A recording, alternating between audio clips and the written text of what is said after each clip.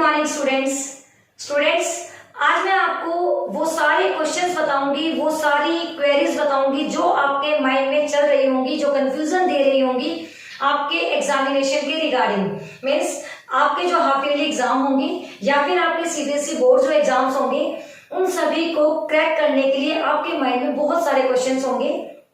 कौन सा चैप्टर कितने मार्क्स का आएगा, कौन से चैप्टर को कितनी इंपॉर्टेंस देनी चाहिए, कौन से चैप्टर की वेटेज ज्यादा है, क्या सभी चैप्टर्स को इक्वल इंपॉर्टेंस दे, बहुत सारे क्वेश्चंस हैं। इन सभी क्वेश्चंस को आज मैं सॉल्व करती हूँ। तो देखिए बेटा, आपकी जो क्लास 12th है, उस क्लास 12th में अगर मैं इकोनॉमिक्स की बात करूं तो आपके पास बेसिकली दो बुक्स हैं। जो पहली बुक है वो है आपकी इंट्रोडक्टरी मैक्रो इकोनॉमिक्स, दूसरी बुक है वो है इंडियन इकोनॉमिक डेवलपमेंट। आपके पास दो बुक है जिसमें पहली बुक 40 मार्क्स की है, दूसरी बुक भी 40 मार्क्स की है। मीन्स दोनों ही इक्वली 40-40 मार्क्स कैरी करती हैं। अब जब ये 40-40 मार्क्स कैरी करती है तो ऑब्वियसली बात है दोनों बुक आपके लिए इंपॉर्टेंट है। इसमें किसी भी टाइप की कोई भी वेटेज एक्स्ट्रा नहीं दी गई है। मीन्स जितना आप इंडियन इकोनॉमी पे ध्यान देंगे उतना ही आपको इंट्रोडक्टरी मैक्रो इकोनॉमिक्स पे ध्यान देना होगा, अगर आपको बहुत अच्छे मार्क्स गेन करने हैं, या फिर हम कह सकते हैं अगर आपको 100 मार्क्स लेने हैं। तो देखिए बेटा, अब नेक्स्ट हम बात करते हैं कि जो आपके इंट्रोडक्टरी मैक्रो इकोनॉमिक्स है उसमें क्या क्या चैप्टर्स हैं और कौन कौन से चैप्टर्स की कितनी इंपॉर्टेंस है, सिलेबस किस तरीके से सीबीएसई ने डिवाइड किया है, कौन कौन से चैप्टर्स को कितने मार्क्स की वेटेज दी गई है, वो सब हम करेंगे। तो देखिए, सबसे पहले आपकी जो यूनिट फर्स्ट है, यूनिट फर्स्ट में बेटा आता है national income and related aggregates. अब जो national income and related aggregates है, ये यूनिट 1 तो है, बट ये लेकर चलती है 4 चैप्टर्स को, जिसमें पहला चैप्टर है इंट्रोडक्शन का, दूसरा चैप्टर है some basic concept of macro economics, तीसरा चैप्टर है रिलेटेड एग्रीगेट्स का, एंड जो 4th चैप्टर है बेटा वो है नेशनल इनकम के कैलकुलेट करने के मेथड्स। अब जो नेशनल इनकम को कैलकुलेट करने के मेथड्स हैं वो हमारे पास बेसिकली 3 होते हैं। पहला प्रोडक्ट मेथड, जिसे वैल्यू एडेड मेथड भी बोला जाता है, second expenditure method, and third one is income method. Basically मैं बात करूं कि टोटल जो नेशनल इनकम है, उस नेशनल इनकम को हम 3 तरीकों से कैलकुलेट कर सकते हैं। अब ये 3 तरीके जो कैलकुलेट करने के हैं, यहां से बनता है न्यूमेरिकल पोर्शन। मीन्स आपको ये देखना है चारों चैप्टर्स में से न्यूमेरिकल कहां से बनेगा। तो पहले 3 चैप्टर बिल्कुल थ्योरेटिकल है, जो 4th चैप्टर है वहां से न्यूमेरिकल बनेगा। आपसे इन तीनों मेथड्स में से कोई भी एक मेथड से नेशनल इनकम कैलकुलेट करना मतलब पूछा जाता है, और कंफर्म यहां से क्वेश्चन बनता है। पहले ये क्वेश्चन 6 मार्क्स का होता था, अब यही क्वेश्चन जो है वो 5 मार्क्स का कर दिया। अब मैं आपको थोड़ा सा मार्क्स के बारे में बता दूं आगे चलने से पहले। तो बेटा, इसमें क्या होता है कि आपके पास जो क्वेश्चंस होंगे वो 1 मार्क्स के भी होंगे, 2 मार्क्स के भी होंगे, 3 मार्क्स के भी होंगे और 5 के भी। मीन्स जो क्वेश्चंस की वेटेज होगी वो होगी आपके पास में 1 मार्क्स की, 2 मार्क्स की, 3 मार्क्स की और 5 मार्क्स की। अब जो 1 मार्क्स की होगी उसमें ऐसा नहीं कि आपको सारे एमसीक्यू मिल जाएंगे, एमसीक्यू भी होंगे, असर्शन रीजन बेस्ड भी होंगी, और एक आपको केस स्टडी दी जाएगी। में से बहुत बड़ा पैराग्राफ दे दिया जाएगा, उसके 5 क्वेश्चंस आपको अलग से दिए जाएंगे। मीन्स जो 1 मार्क का क्वेश्चंस है उसमें भी वैरायटी बता दी गई अलग अलग टाइप की, जिसमें आपको 1 मार्क्स में एमसीक्यू भी मिलेंगी, असर्शन रीजन के क्वेश्चंस भी मिलेंगी और केस स्टडी टाइप भी क्वेश्चंस मिलेंगे। अब बात कर लेते हैं कि आपके जो 2 मार्क्स के क्वेश्चंस होंगे वो किस टाइप के होंगे। वो बेसिकली होंगे तो थ्योरेटिकल टाइप के क्वेश्चंस, बट उनमें भी आपको मतलब एक तरीके से सीधा सीधा क्वेश्चन नहीं पूछा जाएगा, कंसेप्ट को थोड़ा सा घुमा के क्वेश्चन पूछा जाएगा। तो आपको सारी चीजें क्रिस्टल क्लियर होनी चाहिए, तभी आप क्वेश्चन पेपर को सॉल्व कर सकते हो। देन आपके 3 मार्क्स का क्वेश्चन होंगे, देन आपके 5 मार्क्स के क्वेश्चन होंगे। तो अब मैं आपको बता देती हूँ कि 3 मार्क्स, 2 मार्क्स और 1 मार्क्स के क्वेश्चन इस यूनिट में कैसे पूछे जाएंगे। तो बेटा, इस यूनिट की अगर मैं बात करूं, यूनिट नंबर 1 की, तो पहले, दूसरे और तीसरे चैप्टर से आपसे थ्योरेटिकल क्वेश्चन पूछा जाएगा। मीन्स 1 मार्क का, 2 मार्क्स का और 3 मार्क्स का। बेसिकली अगर मैं बात करूं 5 मार्क्स के क्वेश्चन की, तो वो चैप्टर नंबर 4 से पूछी जाएगी, जिसमें सीधा सीधा आपसे एक न्यूमेरिकल पूछा जाएगा, जो हो सकता है किसी भी एक मेथड से नेशनल इनकम को कैलकुलेट करवाना। अब बात कर लेते हैं ये यूनिट कितने मार्क्स को कैरी करती है। तो टोटल बेटा इस यूनिट के मार्क्स है 10। मीन्स 40 में से अपने आप में ये 4 चैप्टर ऐसे हैं जो कि 10 मार्क्स कैरी करते हैं। तो आपको इस जो मतलब जो ये जो चैप्टर्स है, ये जो 4 चैप्टर्स, इनको बहुत ही अच्छे से पढ़ना है, क्योंकि अगर आपने एक न्यूमेरिकल भी सॉल्व कर दिया तो 5 मार्क्स तो आपके चले गए, मतलब आराम से आ गए आपके पास। अब यहाँ से आपको जो थोड़ा ट्रिक यूज करना है वो क्या है, अगर आपको लगता है कि 4 चैप्टर्स तो बहुत ज्यादा है और हम उसमें नहीं कर पा रहे हैं, तो जो बच्चा अपने आप को 100 के लायक समझता है या मुझे 100 लेने हैं, उसके लिए नहीं है, ये उसके लिए है जो बच्चा अपने आप को लेता है मुझे 60s या 70s तक पहुंचना है, या फिर मुझे बिल्कुल कुछ नहीं आता है। आप बेटे एक नेशनल इनकम का क्वेश्चन भी कर लेते हैं, 3 मेथड है, उनके तीनों मेथड्स के फॉर्मूले पे हैं, आपको सिर्फ प्लस माइनस के अलावा कुछ नहीं करना उसके अंदर। तीनों फॉर्मूले आप उसके याद करो, जो भी क्वेश्चन में है वो गिवन है, उनको रखते जाओ और आप उसको करते जाओ। मींस 5 नंबर अगर आप यहाँ से पढ़ भी लेते हो तो एक चैप्टर आपको 5 मार्क्स देता है, और बाकी के 3 जो है वो आपके 5 मार्क्स के बचते हैं। टाइम आपको लगता है कि आप हाफ ईयरली एग्जाम में रिवाइज कर पाएंगे तो ठीक है, नहीं तो आप इसको फाइनल एग्जाम में भी कर सकते हैं। चलते हैं सेकेंड यूनिट की तरफ, that is money and banking. According to मेरे बात करें तो बेटा ये यूनिट अपने आप में बहुत ही इजी यूनिट है। इसमें 2 चैप्टर्स है, एक मनी, मनी के अंदर ज्यादा कुछ नहीं है, मनी की डेफिनेशन, मनी के वर्क में भी सिर्फ इन्होंने क्या पूछा गया है, M1 पूछा गया है कि M1 क्या होता है, मनी के मेजर्स। तो M1 equal to C plus DD plus OD। C for currency held by the people, D for demand deposit और for OD मतलब other deposits। मनी क्या होता है, मनी क्रिएशन का प्रोसेस क्या होता है और मनी के मेजर्स क्या होते हैं, ये चैप्टर नंबर 5 में है। चैप्टर नंबर 6 की अगर मैं बात करूं तो इसमें आता है बैंकिंग, और बैंकिंग में भी आपसे जो पूछा जाएगा वो मैं अभी बता रही हूँ। यहां से बेसिकली हर बार एक ही क्वेश्चन पूछा जाता है, वो क्वेश्चन है आपका मॉनेटरी पॉलिसी से, क्वांटिटेटिव और क्वालिटेटिव तरीके से किस तरीके से हम टूल्स को यूज करके इन्फ्लेशन और डिफ्लेशन को कर्व कर सकते हैं, ये वाला क्वेश्चन यहाँ से पूछा जाता है। तो यहाँ से भी अगर हम बात करें तो मनी और बैंकिंग जो है बेसिकली वो 6 मार्क्स कैरी करके चलता है।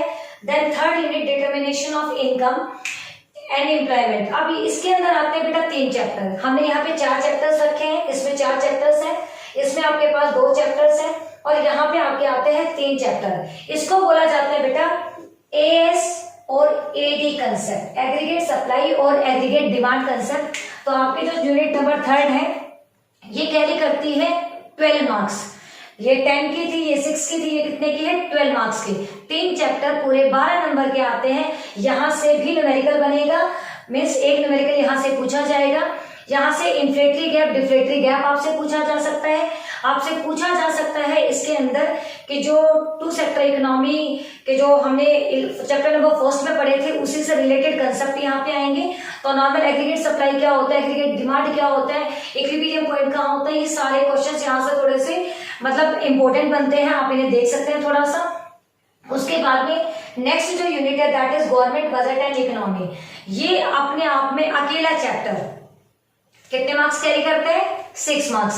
अब आपको समझ आ गया होगा कि 6 मार्क्स अकेला चैप्टर बहुत इजी सा चैप्टर है, यहां से एक क्वेश्चन डैम श्योर पूछा जाता है, ऑब्जेक्टिव्स ऑफ गवर्नमेंट बजट। मैं आज कह रही हूं, आप जब क्वेश्चन आए आपका जब आपका क्वेश्चन पेपर आए तब भी आप उसे देख सकते हैं।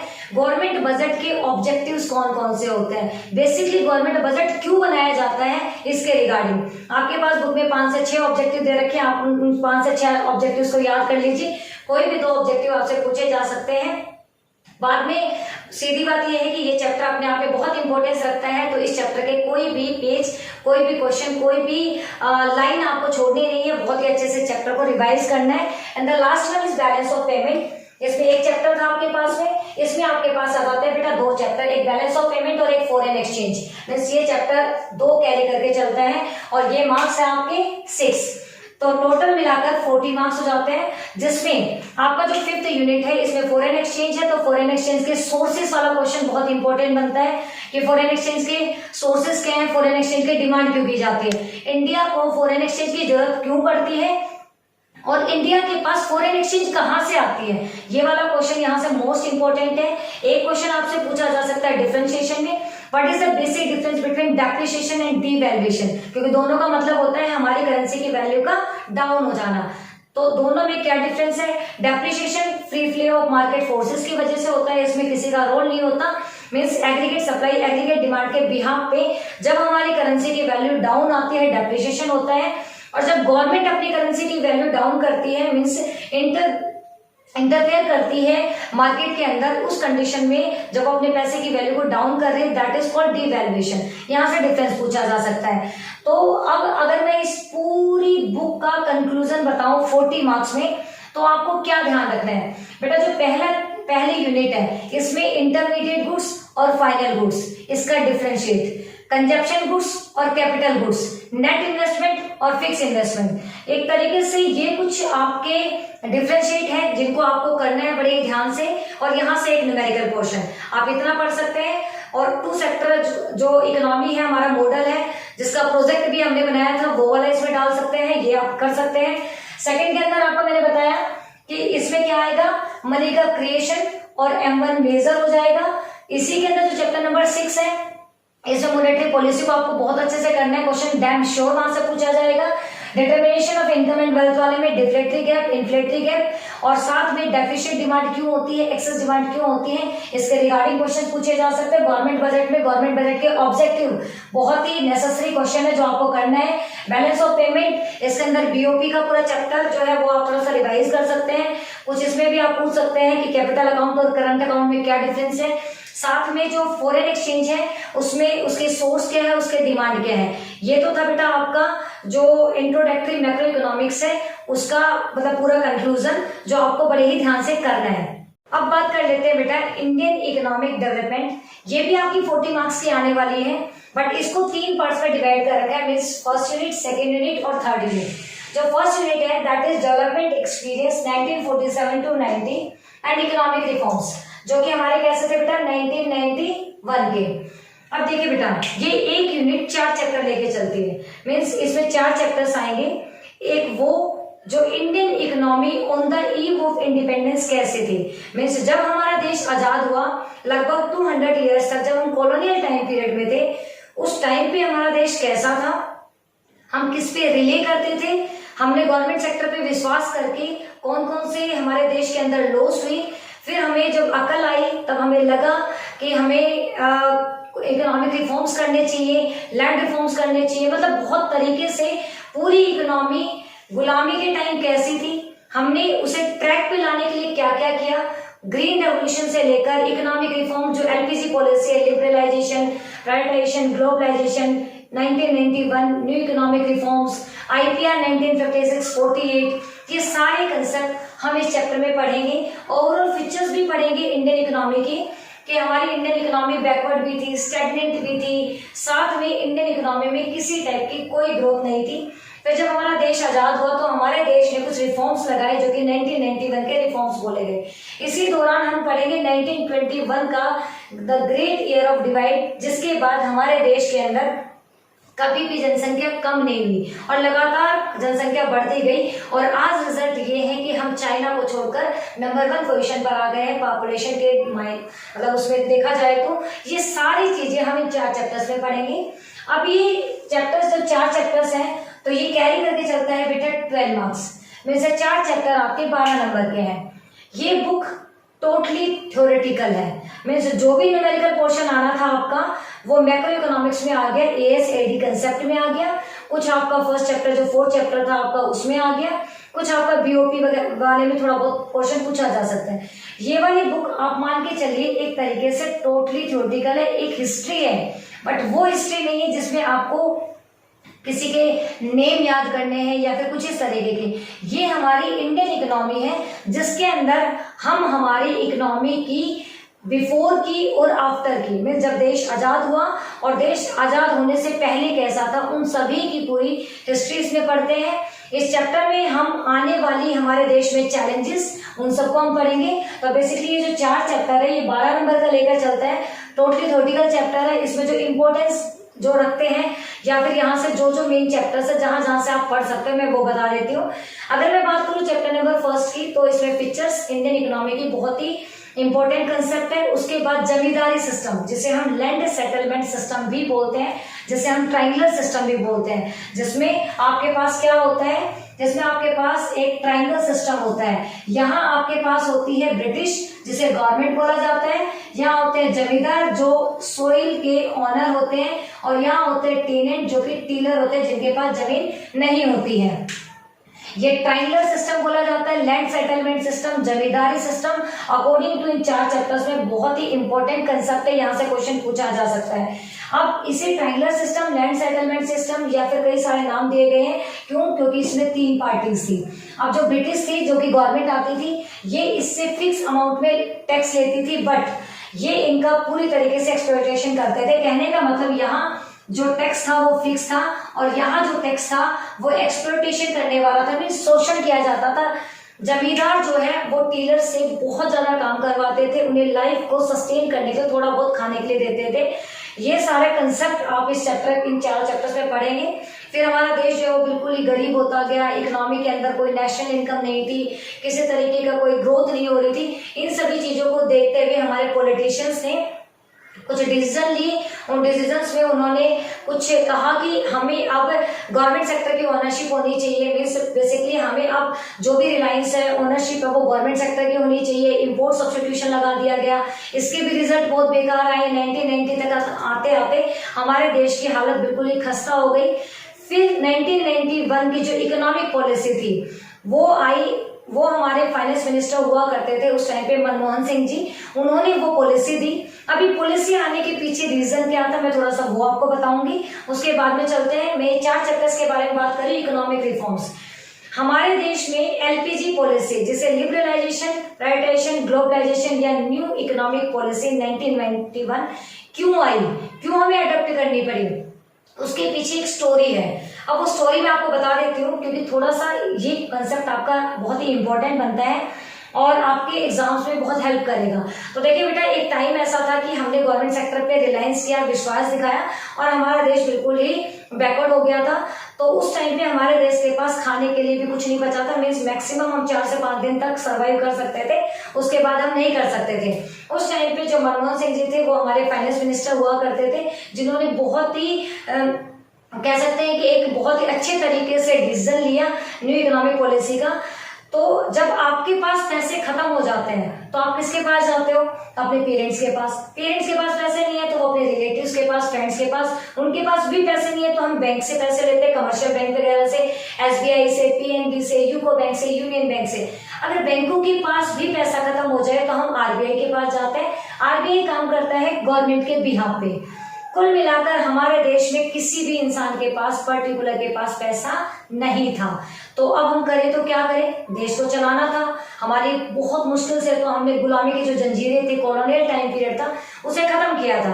अब हमें क्या करना था कि हमें ग्रोथ करवानी थी। तो उस टाइम पे हम, जब हमारे पास पैसे खत्म हो जाते हैं तो हम जाते हैं फाइनेंशियल इंस्टीट्यूशंस के पास। ये होते हैं जैसे WTO, वर्ल्ड ट्रेड ऑर्गेनाइजेशन, या फिर हम कह सकते हैं कि IMF, इंटरनेशनल मॉनेटरी फंड। ये कुछ ऐसे इंस्टीट्यूट हैं जो कि इनके जो मेंबर कंट्रीज होते हैं उनको लोन प्रोवाइड करवाते हैं, उनको पैसे देते हैं। तो बेसिकली हमारे जो फाइनेंस मिनिस्टर हैं वो अप्रोच करते हैं IMF की तरफ। IMF और WTO हमें बोलते हैं कि अगर आप ये 3 चीजें अप्लाई करते हो, कौन कौन से 3 चीजें, कि अगर आप लाइसेंस को हटाकर लिबरल कर देते हो। अब 1991 की इकोनॉमिक पॉलिसी से बेटा, पहले अगर हमें कोई बिजनेस स्टार्ट करना था तो लाइसेंस लो। बिजनेस स्टार्ट तो कर दिया बट उसे एक्सपेंड करना है। 5 करोड़ के बिजनेस को हमें 10 करोड़ का बनाना है तो हमें लाइसेंस देना पड़ता था। तो पहले हम गुलामी में थे, पैसा था नहीं, कैपिटल की कमी थी। इन सभी चीजों को देखते हुए हम मतलब एक तरीके से मायूस होकर, डिस्करेज होकर काम ही नहीं करते थे। मीन्स अपना कोई बिजनेस स्टार्ट ही नहीं करते थे, लाइसेंस करना पड़ेगा, डॉक्यूमेंटेशन वगैरह। तो IMF ने बोला कि आप अपनी सभी चीजों को लिबरल कर दो। कुछ चीजें जैसे कि आपके एटॉमिक रिसर्च के हो गए, लिक्योर के हो गए, जैसे शराब वगैरह के, या फिर डिफेंस के, इन चीजों को आप अपने पास रख सकते हो। बाकी चीजों को आप लिबरल कर दो, तभी हम आपको लोन देंगे। अगर आपको हमसे लोन लेना है तो ये कंडीशन माननी पड़ेगी। तो उसने सोचा कि भाई ये तो बहुत सही कंडीशन है, अगर मैं मान लेता हूँ तो बेटर है। तो उस टाइम पे मनमोहन सिंह जी ने ये वाली बात मानी। अब इसके पीछे IMF का मोटिव क्या था?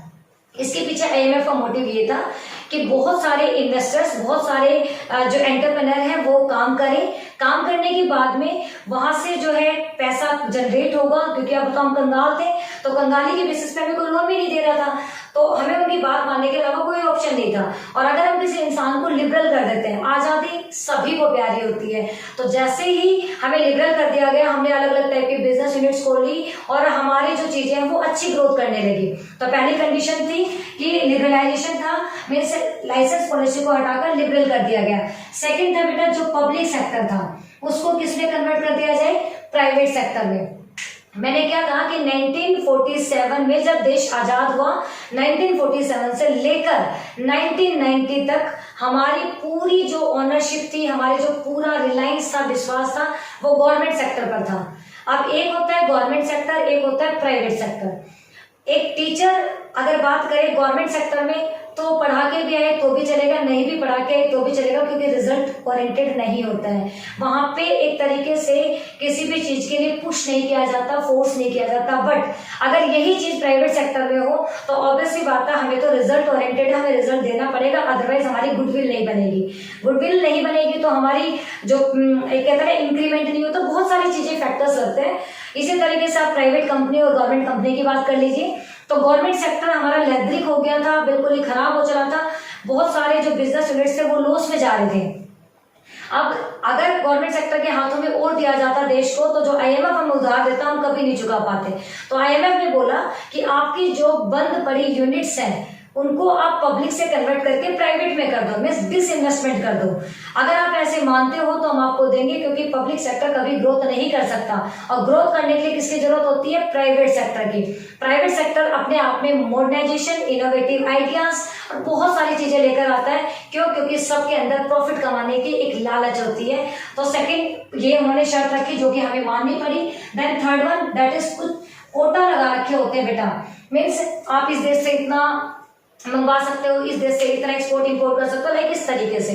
और हमारे देश ने लगा रखा था इंपोर्ट सब्स्टिट्यूशन, जिसे बोला जाता है इनवर्ड लुकिंग ट्रेड स्ट्रेटेजी। हम दूसरे देश से मंगवाएंगे कुछ नहीं, बस दूसरा देश हमसे मंगवाए। ऐसा तो पॉसिबल नहीं है। क्यों? क्योंकि हर देश के लिए एक्सपोर्ट अच्छे होते हैं, इंपोर्ट अच्छे नहीं होते, क्योंकि हमारी फॉरेन करेंसी चली जाती है और उनके मतलब अगर हम इंपोर्ट करेंगे तो हमारी फॉरेन करेंसी जाएगी, अगर हमारे एक्सपोर्ट बढ़ेंगे तो हमारे लिए अच्छी बात है। तो ये हम हमारे फायदे के लिए सोचे, ऐसा कभी हुआ है? ताली कभी भी एक हाथ से नहीं बजती। अगर हम ये काम थोड़े दिन तक तो कर सकते हैं कि हम उनसे सामान हमारा बेचते रहे, मंगवाए कुछ नहीं, बट दूसरों को समझ आ गई कि तो फॉरेन रिजर्व को इकट्ठा कर रहे हैं, फॉरेक्स इनके पास बढ़ जाएगा, इनके पैसे की वैल्यू बढ़ जाएगी। तो उन्होंने क्या किया कि जो भी इंपोर्ट सब्स्टिट्यूशन था बोला कि इसे हटा दो और इसकी जगह क्या लेकर आ जाओ, ग्लोबलाइजेशन ले आओ। ग्लोबलाइजेशन एक ऐसी प्रोसेस होती है जिसमें सभी कंट्रीज को इंटीग्रेट कर दिया जाता है। Free flow of goods and services, means कोई भी कितना भी एक्सपोर्ट कर सकता है, कोई भी कितना इंपोर्ट कर सकता है, कोई भी कितना foreign direct investment, foreign institutional investment, जैसे हम एफडीआई या एफआईआई बोलते हैं, ये कर सकता है। अब ये तीन कंडीशंस हमने मानी, लिबरलाइजेशन, प्राइवेटाइजेशन और ग्लोबलाइजेशन। ये तीनों कंडीशंस मीन्स हमारी करते ही लिबरलाइजेशन जैसे लाइसेंस से हटाया गया था, प्राइवेटाइजेशन जैसे कि पब्लिक सेक्टर से हटाया गया था, और कोटा जैसे हम ग्लोबलाइजेशन बोलते हैं। ये तीनों कंडीशन जब हमें समझ आ गई तो हमने इसके लिए हाँ भर दी, मीन्स मनमोहन सिंह जी ने हाँ भर दी, आईएमएफ ने हमें लोन दे दिया। और ये लोन जैसे हमें मिला, हमने ये तीनों पॉलिसी अप्लाई करी, जिसे इकोनॉमिक रिफॉर्म्स भी बोला जाता है, जिससे हमारे देश में बहुत अच्छी ग्रोथ हुई और हमने बहुत जल्दी करके उनके लोन को चुका दिया। इसी दौरान हमारे पास ग्रीन रेवोल्यूशन भी आया और बहुत सारी चीजें आई और हमारा देश जो है वो ग्रोथ के मतलब तरफ चल पड़ा। तो जो बैकवर्ड था वो स्टैग्नेशन, जो रुकावट थी वो रुक के अब आगे की तरफ चल पड़ी थी। ये 4 चैप्टर्स के अंदर बेटा ये सारी चीजें, आई थिंक आपको बहुत सारी चीजें क्लियर हो गई होंगी, जो कि कैरी कितने मार्क्स का करता है, 12 मार्क्स को कैरी करता है। Second, current challenges facing Indian economy. Next ये भी 4 चैप्टर्स लेके चलता है, जैसे कि ह्यूमन कैपिटल, उसके बाद में rural development, then employment and sustainable development. ये कुछ ऐसी चैलेंजेस है, करंट चैलेंजेस मीन्स आज हमारे सामने चैलेंजेस है कि रूरल डेवलपमेंट बहुत ही जरूरी है। गांव, हमारा देश एक एग्रीकल्चर बेस्ड देश है जिसमें लगभग लोग एग्रीकल्चर पे डिपेंड करते हैं। अब जो लोग एग्रीकल्चर पे डिपेंड करते हैं बेसिकली कहाँ रहेंगे, गाँव के अंदर। तो गाँव के डेवलपमेंट नेसेसरी है, ये चैप्टर में बताया गया है कि क्रेडिट नीड्स कहाँ से पूरी होती है, आरआरबी क्या होता है, नाबार्ड क्या होता है, उसके क्या फंक्शंस होते हैं, ये रूरल डेवलपमेंट में है। नेक्स्ट चैप्टर आपका एम्प्लॉयमेंट है, जिसमें हायर्ड वर्कर क्या होता है और आपका वर्क फोर्स क्या होता है, लेबर फोर्स क्या होता है, लेबर सप्लाई क्या होता है, इसमें डिफरेंशिएट क्या होता है, वर्कर पॉपुलेशन रेशियो क्या होता है, ये सारी चीजें बताई गई हैं। और साथ में ये भी बताया गया कि अनएम्प्लॉयमेंट क्या होता है, अनएम्प्लॉयमेंट के टाइप कितने होते हैं, ये सारी चीजें इसमें क्लियर की गई है। यहाँ से जो इंपॉर्टेंट बनता है that is difference between labour supply and labour force, साथ में डिसगाइज्ड अनएम्प्लॉयमेंट क्या होता है, और बहुत सारी जो महिलाएं हैं वो रूरल एरिया में ही काम क्यों करती हैं, उसके पीछे रीजन क्या होता है, विमेन्स को लो पेड क्यों दिया जाता है, कम पैसे क्यों दिए जाते हैं, लिटरेसी जो रेट है, वर्कर रेशियो कितना है, ये सारे इस चैप्टर में, और यही इंपॉर्टेंट क्वेश्चन इस चैप्टर से बनते हैं। ये जो आपके 4 चैप्टर्स हैं, इसमें 2 चैप्टर्स के बारे में बात कर चुके हैं, थर्ड आता है आपका नेक्स्ट जो है दैट इज सस्टेनेबल डेवलपमेंट। अब सस्टेनेबल डेवलपमेंट में organic farming, inorganic farming, ozone layer, depletion, सारी चीजें मीन्स जो प्रॉब्लम हम फेस कर रहे हैं वो सारी चीजें इसके अंदर आएंगी। कुल मिलाकर इसमें जो 4 चैप्टर्स हैं, ये चारों चैप्टर्स अपने आप में क्या बताते हैं कि हमारे देश में प्रॉब्लम कौन कौन सी है, उन सभी प्रॉब्लम को शॉर्ट आउट करते हैं। और बेटा बेसिकली ये जो 4 चैप्टर्स है ये 20 मार्क्स कैरी करते हैं, और बहुत ही इजी जो चैप्टर्स है वो ये चैप्टर्स है 20 marks. And the last unit is development experience of India. India, China और पाकिस्तान, उसकी नेबरिंग कंट्रीज, उन तीनों कंट्रीज ने अपनी ग्रोथ के लिए कौन सी स्ट्रेटेजी अडॉप्ट की थी, तीनों कंट्रीज की ग्रोथ रेट क्या थी, ग्रोथ रेशियो क्या था, लिटरेसी रेट क्या था, कंपैरिजन इस चैप्टर में करवाया जाएगा। और ये अकेला चैप्टर अपने आप में 8 मार्क्स लेके चलता है। और सबसे बड़ी और बढ़िया बात, इस चैप्टर से क्वेश्चन पूछा जाता है बेटा, और वो क्वेश्चन कैसा होता है मैं आपको बता दूं। वो क्वेश्चन आपको बिल्कुल ही मतलब बहुत ही इजी तरीके से पूछा जाएगा।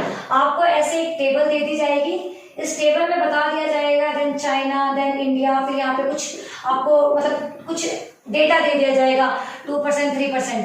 अब आपको कुछ नहीं करना, 3 मार्क्स में इस टेबल को एक्सप्लेन करवा लेंगे। आपको तो सब कुछ दे रखा है, सब कुछ देने के बाद में तो आप एक्सप्लेन कर ही सकते हैं। लाइक आपको ये ग्राफ दे दिया जाए, this one is primary, this one is secondary and this one is tertiary. आप क्या बता सकते हैं कि इंडिया के अंदर प्राइमरी सेक्टर ज्यादा है, फिर टर्सरी सेक्टर है, फिर सेकेंडरी सेक्टर, दे तो सब कुछ रखा है, आपको एलोबरेट करना है, उसको दिखाना है। तो ये चैप्टर आपका 3 मार्क्स तो यही दे देगा फ्री ऑफ कॉस्ट, और बहुत ही इजी चैप्टर है। इसमें बेसिकली इंडिया और चाइना के बीच में, पाकिस्तान और चाइना के बीच में क्या मतलब सिमिलरिटीज थी, क्या डिससिमिलरिटीज थी, वो सारे चैप्टर में बताई गई है। 8 नंबर तैयारी करकर कुल मिला के 40 मार्क्स ये वाली बुक लेके चलती है। अब मेरी तरफ से अगर एक थोड़ा सा सुझाव की बात मैं करूं तो हो सकती है जिस बच्चे को लगता है कि मुझे क्या पढ़ना चाहिए, हाफ ईयरली एग्जाम के पॉइंट ऑफ व्यू से 40 मार्क्स तो यहाँ से आप ले सकते हो। बहुत ही सिंपल सी बुक है, बहुत ही इजी बुक है, जिसमें आपको सिर्फ और सिर्फ एक थोरोली रीडिंग करनी है। आप क्वेश्चंस को खुद से अटेम्प्ट कर सकते हो, अपनी लैंग्वेज में कोई प्रॉब्लम नहीं है। अगर आप दूसरी बुक की बात करें तो वो एक लॉजिकल बेस है, कंसेप्ट बेस है, जिसमें आप अपनी तरफ से कुछ ऐड ऑन नहीं कर सकते। आपको इकोनॉमी के बारे में पता होना चाहिए कि इन्फ्लेशन, डिफ्लेशन, उसको करेक्ट करने के लिए गवर्नमेंट बजट के, ये सारी चीजें मतलब एक वो आपको बुक से करना है और ये अपने आप से करना है। तो करनी तो दोनों ही बुक है, बट किसी बच्चे को लगता है मैं 0 लेवल पे हूँ, तो आप उस 0 को तोड़ने के लिए बेटा ये वाली बुक कर सकते हैं। ये आपका एक छोटा सा डिस्क्रिप्शन था आपके दोनों बुक्स का। आई होप आपको बहुत ज्यादा हेल्प मिली होगी।